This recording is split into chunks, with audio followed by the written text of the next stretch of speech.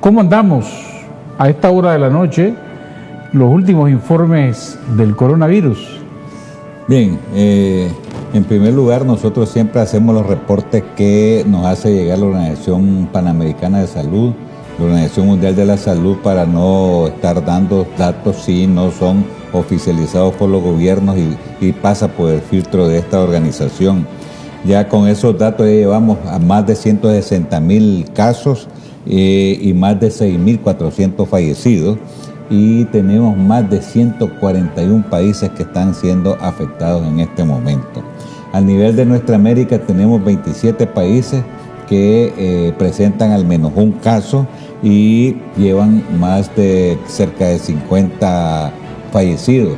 Solo los Estados Unidos lleva más de 41 casos fallecidos.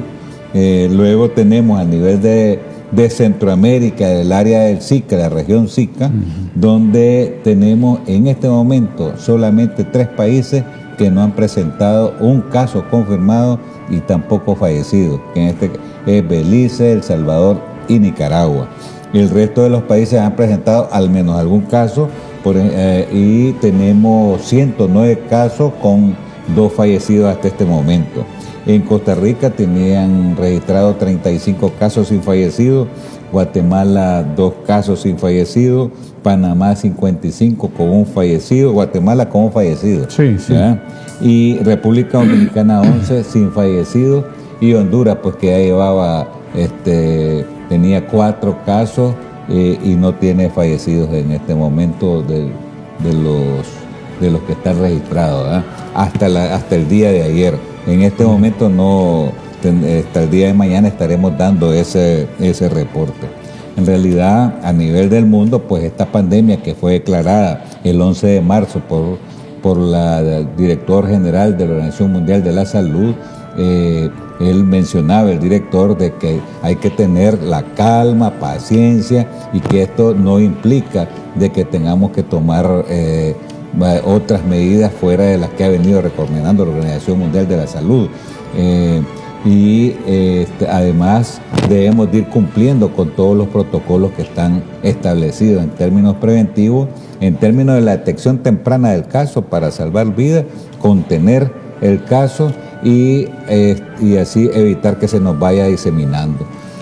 Precisamente ahora veíamos al representante de la OMS que da diario las conferencias de prensa, y él hacía una crítica. Dice: muchos países se han dedicado a cerrar escuelas, mandar a trabajadores a sus casas, cerrar fronteras, parar comercio, suspender vuelos, pero la epidemia o la pandemia se ha expandido, no ha servido para contenerla. Y él insistía, decía: exámenes, exámenes, exámenes, ahí está la clave para contener esto. Así es, o sea que la clave está en la detección temprana de los casos. Cada caso que se va detectando, y eso necesita un examen, un diagnóstico. En aquellos países donde no hay casos, o en aquellos países que hay algunos casos que son importados, porque ahí sí vos tomás las medidas que tienen que ver con los contactos, tomás las medidas educativas, preventivas con la familia, y vas dando seguimiento a estos contactos. Pero al caso, si llegara a tener un caso confirmado, este caso confirmado debe de dársele la atención médica correspondiente en el espacio, en el hospital que esté establecido y designado, con la sala especializada y los equipos requeridos para ellos y el medicamento que está destinado para eso. Entonces, hay algunas medidas que están tomando algunos países. Por ejemplo, la gente se pregunta, ¿por qué en Italia y España los ha golpeado tan duros este virus, incluso más que en China, que es donde se origina? Porque la población ahí es de mucha tercera edad, hay muchos enfermos con enfermedades crónicas, o porque el sistema de salud es como en los Estados Unidos, privado, y entonces mucha gente no ha acudido por mucho tiempo a los hospitales a chequearse, y llegó el virus y los encontró enfermos. Bueno, esa es una de las grandes ventajas que nosotros tenemos como nuestro gobierno, que tiene un servicio gratuito a toda la población y no andamos viendo ni color político, ni religioso, ni de condición económica, y le brindamos el servicio a todo el que sea nicaragüense o inclusive que no sea nicaragüense y que está residiendo acá de manera gratuita. Hay, como decía, por ejemplo, si en Estados Unidos tiene más de 20 millones de habitantes que están sin seguro, son personas que están vulnerables, desprotegidas, y cuando tienen que ir a un servicio, después le pasan la cuenta, pues y aquí se aprovechan muchas empresas, ya llámense laboratorios con sus reactivos, o también las empresas de seguro, para pasar la cuenta al gobierno y que al fin y al cabo lo paga el pueblo con sus impuestos, pues. Y es interesante que, por ejemplo, en los países europeos vale la pena dejarlo como investigaciones de estudio, qué es lo que ha pasado ahí, que ha sido tan fuerte el golpe. Probablemente, por ejemplo, en Italia la tasa de letalidad en términos porcentuales es altísima en relación a los otros países, prácticamente el doble. Probablemente, como este virus afecta, genera complicaciones a las personas que de tercera edad o que tienen algunas enfermedades crónicas, ¿verdad? Como hipertensiones, diabetes o problemas cardiovasculares o problemas pulmonares crónicos que han venido teniendo. Entonces, cuando viene el virus, tienen menor capacidad de respuesta. Y en estos países europeos generalmente la población mayoría de las poblaciones son adultos mayores. Probablemente esa sea una razón, pero es una hipótesis que tendría que estudiarse y descartarse, pues. Sí, claro, aquí hay muchas hipótesis. Yo le llamo a los analistas del podría. Como en el caso de Nicaragua, dice que podía pasar esto y podía pasar esto. Y pues, sí, todo es posible, que todo puede pasar. El otro país es España, y decían cuando se originó este virus que él se reproducía rápidamente en países de climas muy fríos, como China y Europa. ¿Eso es cierto? ¿Ayuda a eso? Todos los estudios que en este momento se han venido desarrollando en relación a este nuevo virus no son concluyentes, no son concluyentes, pero tiene su lógica, su razón, y efectivamente donde el virus requiere determinadas temperaturas para desarrollarse más rápidamente, pero hay muchos factores que tienen que ver con... y eso no quiere decir que no circule por la temperatura que tenemos en Nicaragua, en Centroamérica. Tropicales, bien circula, pero probablemente tenga una circulación menor, no lo sabemos. Han hecho varios estudios, por eso te digo, no son concluyentes. Uno te decía de que en China, Wuhan, el virus ya se inhabilitaba, o sea, no moría después de 27 grados centígrados, entonces no es concluyente, es una cosa que no puedes asumirlo como verdad. En otro estudio decían que el virus podía soportar hasta 37 grados centígrados. Entonces, si nosotros asumimos eso como verdad, nos podemos equivocar, pues entonces tenemos que tener una mente amplia, estar preparados ante las peores condiciones, ante los peores escenarios que podamos tener, y el principal escenario que tenemos que estar ahorita enfrentando es el escenario número 1, que es un país que no tiene casos y que estamos preparados para responder. Primero, buscándolo y para detectarlo lo más tempranamente y poder contenerlo. Vamos entrémosle directo a esto que usted decía, porque aquí se ha tratado de especular en alguna gente, lamentablemente hasta religiosos, que nunca van a los hospitales públicos y dicen, es que el sistema de salud de Nicaragua no está preparado. ¿Estamos preparados para enfrentar el coronavirus? Desde luego, desde el 30 de enero que el director general de la Organización Mundial de la Salud decretó esta alerta sanitaria de interés internacional, nuestro presidente, comandante Danel y la compañía Rosario nos orientaron a buscar cómo poner todo en función de esta alerta. Cuando la Organización Mundial de la Salud declara una alerta, le está diciendo al resto de los países, prepárense porque por ahí puede ir. Así fue con con el ébola. Nosotros nos preparamos, gracias a Dios no vino. Así fue con la influenza pandémica H1N1 en el 2009. Y aquí la tuvimos, nos preparamos y respondimos y nos dejó excelentes lecciones para estar mejor preparados en estos momentos, en estas condiciones. Esas preparaciones que tuvimos en ese entonces nos dejan mejores condiciones ahora.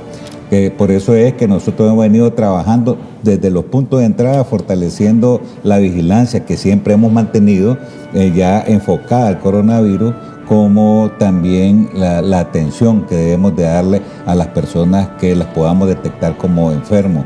Recordemos que tenemos 3 niveles de manifestaciones clínicas, desde la leve, que va a ser cerca del 81% de todos los que se infectan de este virus, como las graves, que anda por un 14%, y los muy graves, que podemos decir críticos, que requieren de soporte de alta tecnología, tienen que estar intubados con resucitadoras, tienen que estar con monitores, tienen que estar con una tecnología que nosotros nos hemos preparado de antemano, porque nuestro gobierno ha venido dotando de equipos de alta tecnología a todas nuestras unidades de salud, y seguimos en ese avance. Entonces tenemos el personal calificado, y además contamos con un laboratorio nacional de diagnóstico de referencia que tiene una experiencia bastante amplia en lo que es biología molecular, y además de eso contamos con los reactivos, y antes de tener los reactivos mandamos a recapacitar a técnicos a nuestro laboratorio de referencia internacional, que le llamamos laboratorios supranacionales, donde se capacitaron específicamente sobre el virus. Entonces ahora todos los técnicos nuestros están preparados, y es con los que hemos estado haciendo todos los procesos diagnósticos de todas las pruebas que nosotros hemos estado haciendo. Para que comprendan nuestros estimables televidentes, háganos una ruta. ¿Qué pasaría si viene un virus, alguien lo trae importado? Porque en Centroamérica los casos que se han estado viendo son de gente que viene de Europa y que entró a estos países. Algunos probablemente no sabían que venían contagiados. ¿Qué se haría aquí si determináramos un caso? Bueno, si nosotros determinamos un caso, nos encontramos con el escenario 1, diríamos, que es el escenario de un país donde no hay casos y que nos toca contenerlo, ¿verdad? Contener para disminuir la transmisibilidad de este virus al resto, a las personas. Entonces eso significa que si hubiera un caso y nosotros lo tenemos confirmado, lo primero que tenemos que hacer es brindar la atención a ese caso en la unidad hospitalaria que está designada para atender estos tipos de casos. También tenemos la investigación en términos de vigilancia epidemiológica, los distintos contactos que pudo haber tenido este caso, desde que venía en el avión, o venía en el bus, y venía por tierra, o venía en su vehículo privado, con las personas que haya tenido contacto, y todas esas personas, cuántos han sido nicaragüenses que se quedan acá, a quienes nosotros interactuamos con ellos, les solicitamos para que, aunque no tengan síntomas, que puedan estar interactuando con nosotros, llamarle telefónicamente o visitarlos eventualmente, para estarle dando seguimiento si en algún momento presenta algún síntoma. Además, la recomendación que cualquier persona que presente un síntoma, ¿verdad?, de fiebre, con tos seca o alguna dificultad respiratoria, debe acudir a la unidad de salud más cercana. Ya hay luego otros escenarios cuando ya hay brotes, otros escenarios cuando ya hay una transmisión local muy bien activa, como tenemos como en Italia, etcétera, ¿no? Entonces aquí el primer paso es contenerlo. ¿Y cómo lo contenemos? ¿Verdad? La contención es la detección temprana, que podemos hacerlo no solo con los puntos de entrada donde nosotros tenemos personal de salud, sino también en toda la red de las unidades de salud, que todos han sido capacitados para que puedan identificar un caso sospechoso, porque puede haber pasado a alguien, ya sea inclusive por frontera terrestre en punto ciego, y podemos haber detectado alguna sintomatología en cualquier unidad de salud. pero también tenemos los hospitales privados, el sector privado con el que hemos estado trabajando de manera articulada, donde nos han estado reportando algunos posibles casos sospechosos y que hemos estado tomando muestras y le hemos descartado y demostrado que tienen otros tipos de virus respiratorios.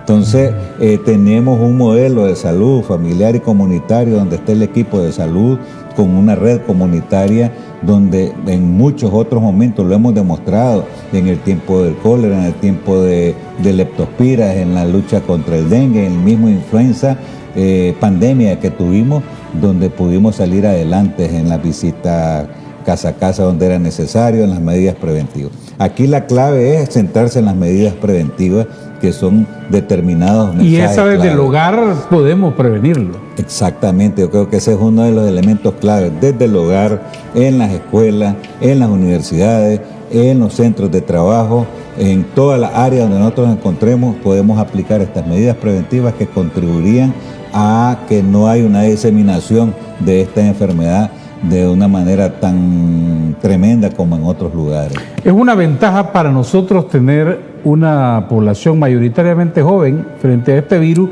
comparándolo con lo que está pasando en Europa.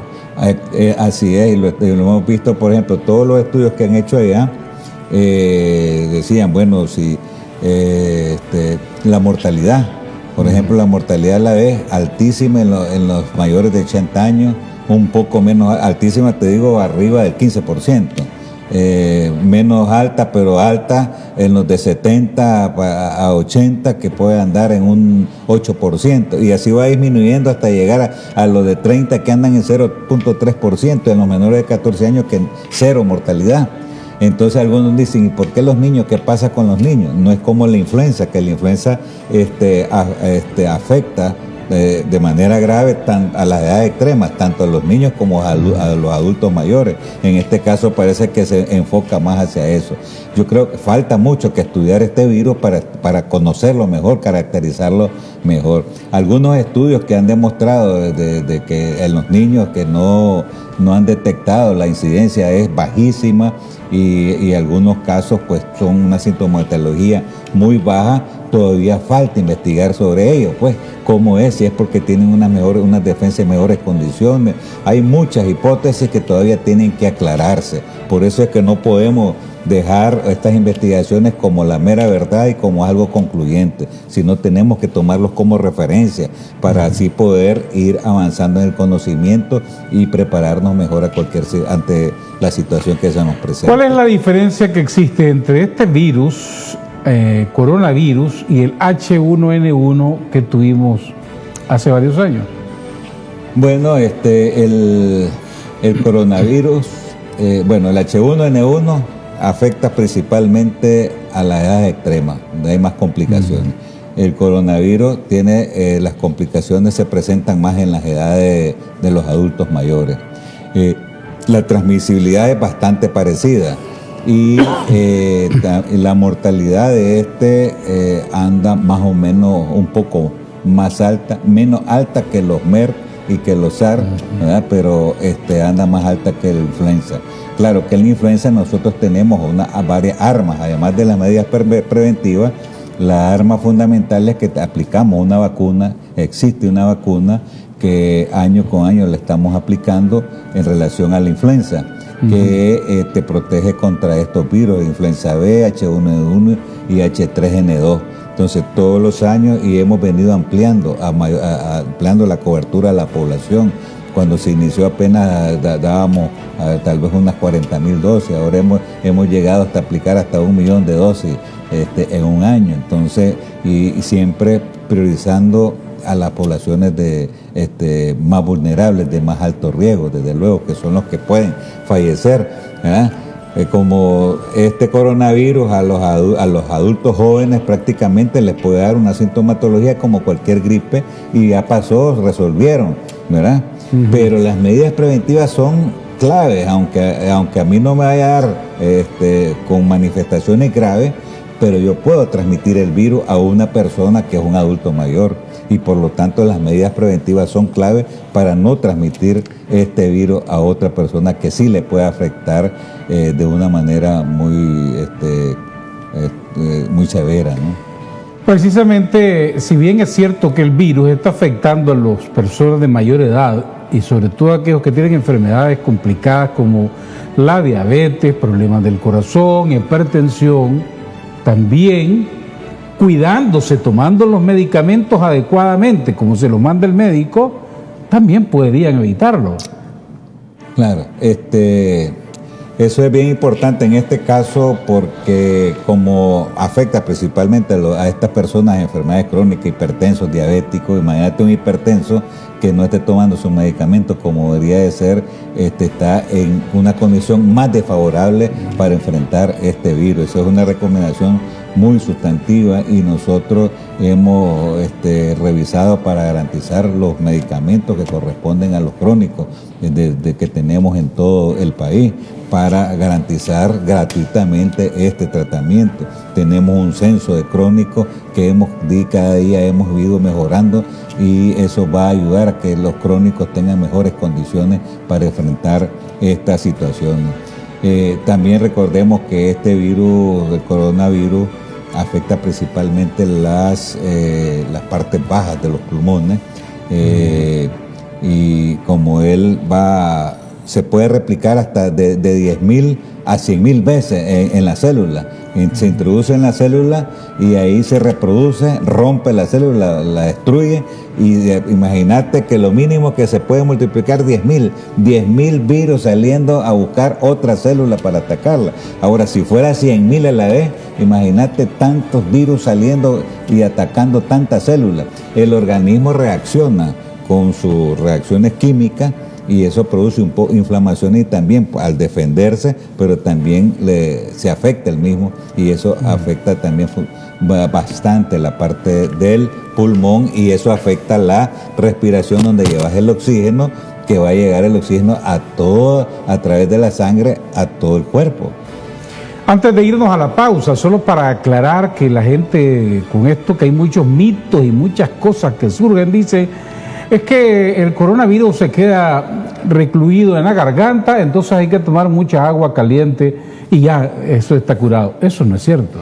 Bueno, él efectivamente, él está en toda la parte del tracto respiratorio, ¿verdad? Él está en la garganta, está en la tráquea y va hasta el alvéolo. Él se encuentra y está en toda la parte circulatoria, donde afecta más en la parte respiratoria y más cuando te está creando la insuficiencia respiratoria porque los alvéolos están inflamados y además está destruyendo células del virus. Entonces la capacidad de responder en el funcionamiento de la respiración está muy baja, por eso es que necesitan estos casos graves o críticos, necesitan estar entubados, estar con aparatos de respiración automática, mecánica, ¿verdad? Tienen que estar con sus monitores, etcétera. Estamos hablando de ese 5% que nosotros hemos preparado en los distintos hospitales, 19 hospitales que tenemos designados en el país.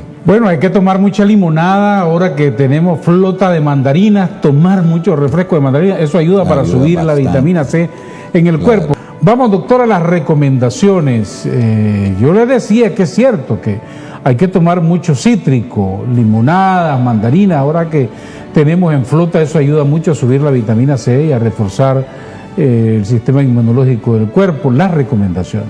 Bueno, siempre, ¿verdad? Es importante nosotros mantener una dieta saludable, con buen ejercicio y siempre aquellos alimentos que pueda subirte, incrementarte la parte inmunológica del cuerpo.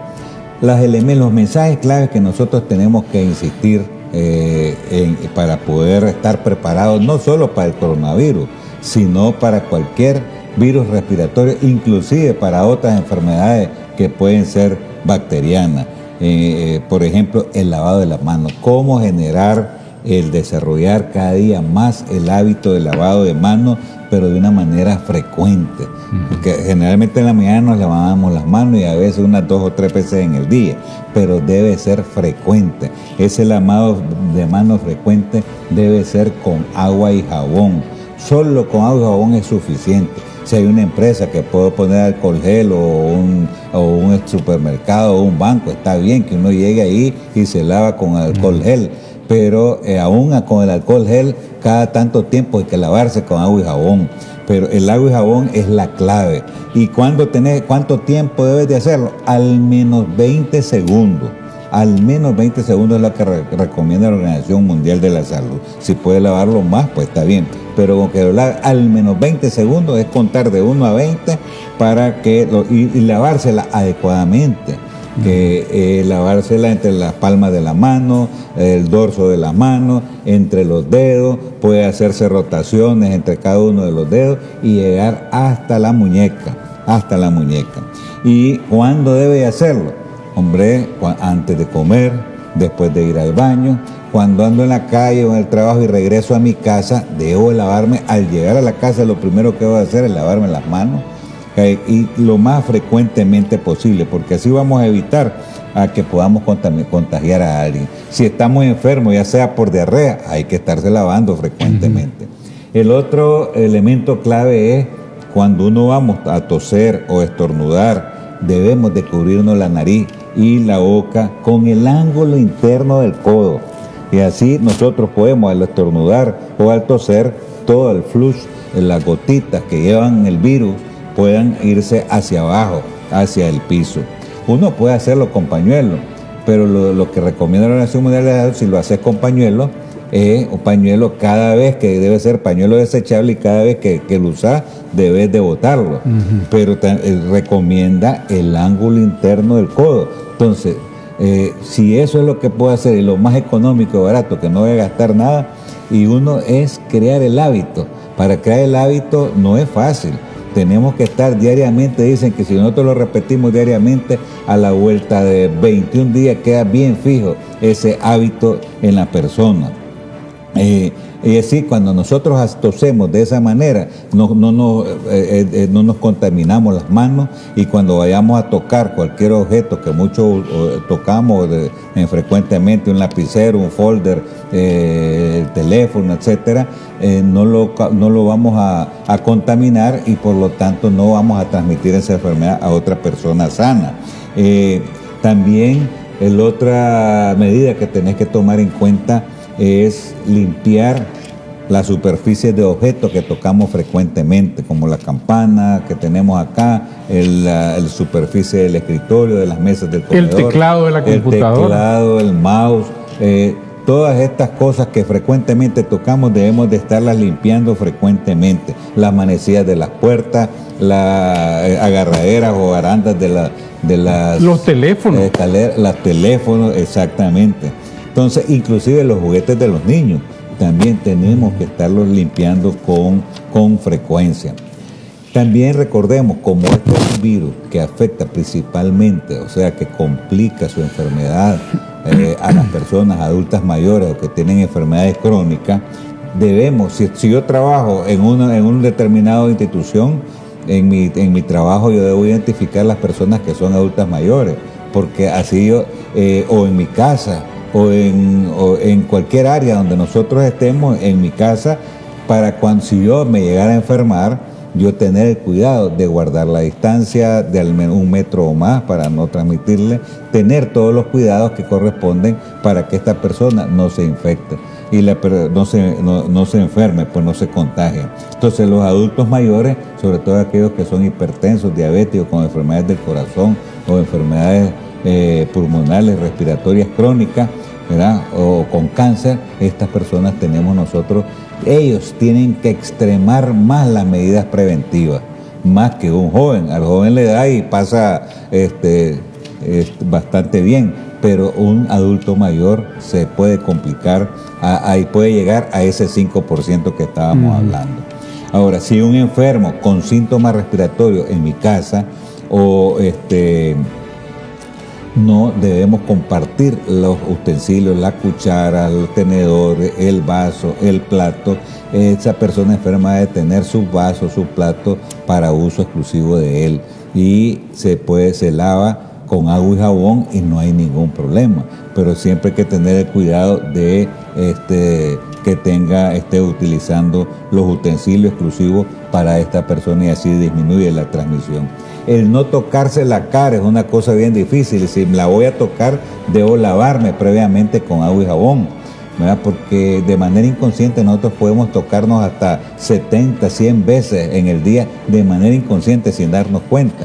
Entonces, ¿cómo crear ese hábito para que nosotros nos toquemos menos hasta no tocarnos la cara o tocárnosla previo lavándonos las manos? Por ejemplo, las mujeres que tienen que maquillarse, etcétera, pues se van a maquillar a lavarse las manos con agua y jabón. Los que viajan en la ruta del transporte urbano colectivo, que van agarrados de los tubos de los buses, al bajarse del bus hay que ir a lavarse las manos. Exactamente, así es. Y en sí, y el otro elemento clave en estos mensajes es que si alguien de la familia o en el centro de trabajo una persona presenta fiebre o algún síntoma respiratorio, debe acudir inmediatamente a la unidad de salud más cercana. Síntomas respiratorios, no importa si es influenza B, si es H1N1, lo que sea, yo debo acudir a la unidad de salud más cercana para que ahí se le valore y se vea cuál es el procedimiento que tiene que hacerse o si corresponde, según la definición de caso, a tomarle la muestra para poder descartar o confirmar esta enfermedad a la cual nosotros hemos estado buscando para la detección temprana del mismo. ¿Esta muestra es por vía por sangre? No, se hace un hisopado nasofaringeo que se introduce en la nariz y también se hace un hisopado al mismo paciente orofaringeo que se introduce el hisopo a través de la boca, hasta el frente, hasta el tope. Entonces hay un medio de transporte viral que le llamamos en un tipo de gel. Ahí introducimos el hisopo, los dos hisopos a la vez, el que se hace a través de la nariz y el que se hace a través de la boca. Ese se transporta, se va en su termo, en este caso al Laboratorio Nacional, de Referencia Nacional, y ahí se inicia el proceso. ¿Y eso en el caso de Nicaragua dura un par de días? No, eso nosotros duramos más o menos unas 4 horas, desde que inicia el proceso hasta que termina. ¿Tenemos ese laboratorio con semejante capacidad? Desde luego, y tenemos el personal altamente capacitado y tenemos los reactivos. Hoy mismo con la Organización Panamericana de la Salud nos trajeron donado otra cantidad de reactivos, o sea que estamos altamente preparados. Sí, lo vi que trajeron mascarillas y material para cubrirse al personal médico. Exacto. También. Sí, estos equipos de protección personal, ¿verdad? Que tiene anteojos, mascarilla, su bata, que se usan para atender al paciente, que si tuviéramos un paciente enfermo, pero también para el que va a tomar las muestras. Y en este caso, atender al paciente enfermo, ahí usamos unas mascarillas que son especiales N95, aunque también usamos mascarilla quirúrgica, ¿verdad? Que se usa cuando es una atención que no es invasivo el abordaje con el paciente, ¿no? Dos cosas antes de terminar que acaba de tocar usted muy importante. Uno, la mascarilla, hay una locura de la gente que todos quieren comprar mascarilla. ¿Es necesaria o no necesaria? Bueno, yo te digo de que ya andan muchas empresas vendiendo la mascarilla a un precio exorbitante hasta de $6, ¿no? Sí, sí. Cuando su precio es súper menos que $1, ¿verdad? Entonces te lo andan vendiendo a un precio increíble. Es que aquí es unos a la bulla y otros a la coabulla. Entonces ahí se ven oportunidades de negocio, de hacerse millonario. Entonces a veces, y la verdad es que la mascarilla, según la recomendación de la Organización Mundial de la Salud, se utiliza exclusivamente para dos cosas, para dos momentos. La persona que esté enferma, para que no contagie a los que lo rodean, y para la persona que va a atender al enfermo. Son los únicos dos momentos que necesitamos. Ahora, claro, si yo ando en la calle, me voy al supermercado y encuentro a alguien que anda tosiendo, pues lo que tengo que hacer es guardar distancia, que recomienda la Organización Mundial de la Salud, más de 1 metro, la distancia que debo de guardar de esa persona que está enferma o que tiene alguna sintomatología respiratoria. Y lo otro es la Brigada Médica de la Hermana República de Cuba, que va a venir en los próximos días a Nicaragua.